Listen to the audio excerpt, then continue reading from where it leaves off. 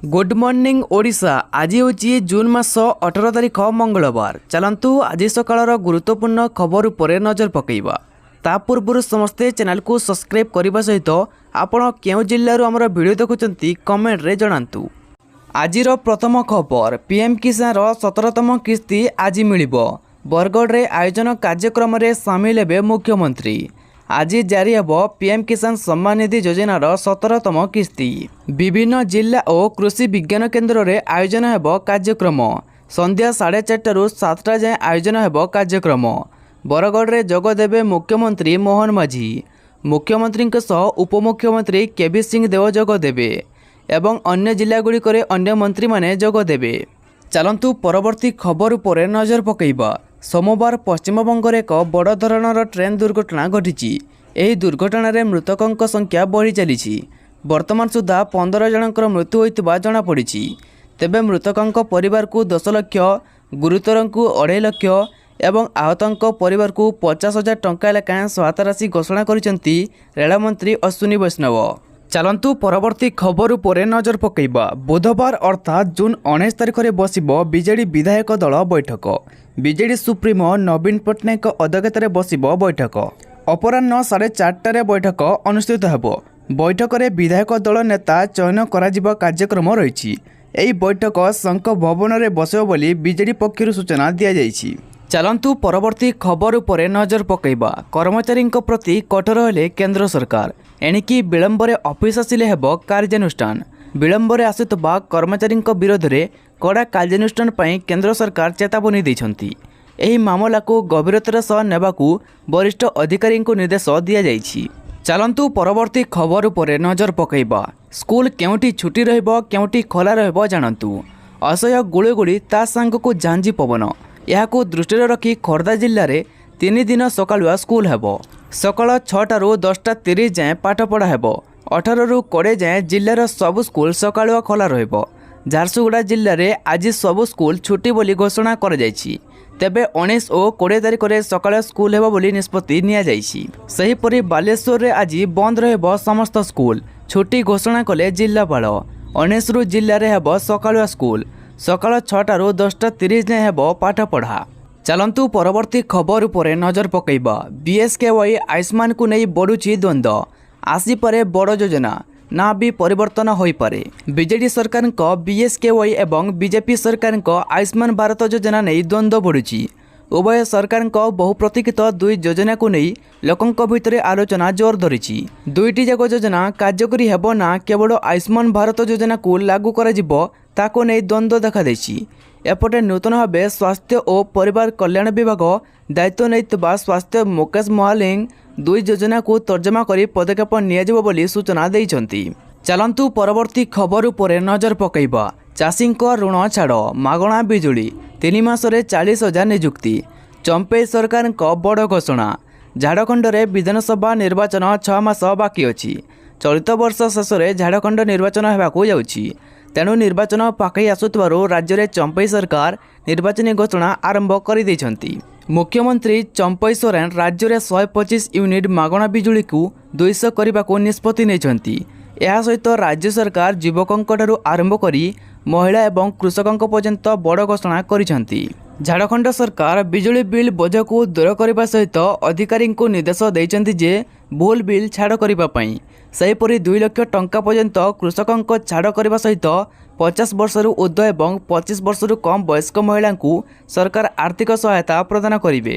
ता सहित यह अवसर में 3 मास मध्य 40,000 युवगोष्ठी को से सरकारी नियुक्ति प्रदान करने को घोषणा करिसेंती। चलंतु परवर्ती खबर उपर नजर पकईबा। बजेट प्रस्तुति आरंभ करने को अर्थ विभाग को मुख्यमंत्री निर्देश। इस्ताहार को पूरण कला बड़ी खसड़ा प्रस्तुत करने को निर्देश। शपथ ग्रहण पर एक्शन मोड रे मुख्यमंत्री मोहन चरण माझी सोमवार 4टी विभागर समीक्षा करिसेंती मुख्यमंत्री।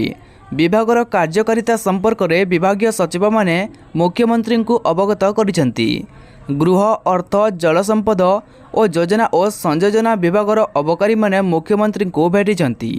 एसहित बजेट प्रस्तुति आरंभ करने को अर्थ विभाग को निर्देश देइछंती मुख्यमंत्री। ଚାଲନ୍ତୁ ପରବର୍ତ୍ତୀ ଖବର ଉପରେ ନଜର ପକାଇବା। କେନ୍ଦ୍ରମନ୍ତ୍ରୀଙ୍କୁ ବଡ଼ ଦାୟିତ୍ୱ ଦେଲା ବିଜେପି। ହରିୟାଣାର ନିର୍ବାଚନ ପ୍ରଭାରୀ ହେଲେ ଧର୍ମେନ୍ଦ୍ର ପ୍ରଧାନ। ଆଗକୁ ହେବାକୁ ଯାଉଛି ବିଧାନସଭା ନିର୍ବାଚନ ଉପରେ ଫୋକସ୍ କରିଛି ବିଜେପି। ଚଳିତ ବର୍ଷ ମହାରାଷ୍ଟ୍ର ସହ ହରିୟାଣା, ଝାଡ଼ଖଣ୍ଡ ଏବଂ ଜାମ୍ମୁ କାଶ୍ମୀରରେ ବିଧାନସଭା ନିର୍ବାଚନ ହେବାକୁ ଅଛି। ଏହାକୁ ଦୃଷ୍ଟିରେ ରଖି ଭାରତୀୟ ଜନତା ପାର୍ଟି ଏହି 4 ରାଜ୍ୟ ପାଇଁ ନିର୍ବାଚନ ପ୍ରଭାରୀ ଏବଂ ସହପ୍ରଭାରୀ ନିଯୁକ୍ତ କରିଛି। ଏହି କ୍ରମରେ କେନ୍ଦ୍ରମନ୍ତ୍ରୀ ଧର୍ମେନ୍ଦ୍ର ପ୍ରଧାନଙ୍କୁ ହରିୟାଣା ନିର୍ବାଚନ ପ୍ରଭାରୀର ଦାୟିତ୍ୱ ମିଳିଛି। ଚାଲନ୍ତୁ ପରବର୍ତ୍ତୀ ଖବର ଉପରେ ନଜର ପକାଇବା। ଶିକ୍ଷାମନ୍ତ୍ରୀଙ୍କ ବଡ଼ ନିର୍ଦ୍ଦେଶ। ଜୁନ୍ 25 ପର୍ଯ୍ୟନ୍ତ ବଢ଼ିଲା ଖରା ଛୁଟି। ଛାତ୍ରଛାତ୍ରୀଙ୍କୁ ମିଳିଲା ବଡ଼ ଆଶ୍ୱସ୍ତି।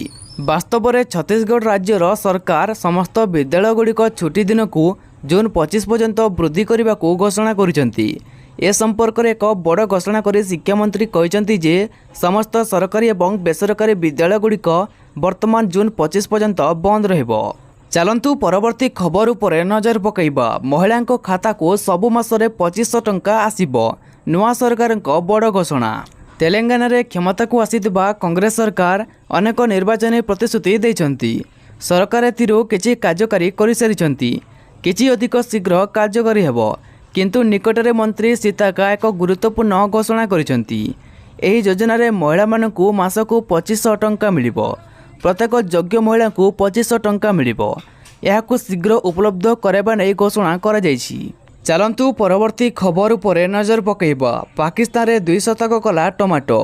ଗୋଟିଏ ଦିନରେ 100 ଟଙ୍କା ବଢ଼ିଗଲା ଦର। ପାକିସ୍ତାନରେ 200 ଟଙ୍କା ପାର କରିଛି ଟମାଟୋ ଦର। ଆସନ୍ତାକାଲି ମୁସଲମାନ ସମ୍ପ୍ରଦାୟର ଇଦ୍ ଅଲ୍ ଆଧା ରହିଛି।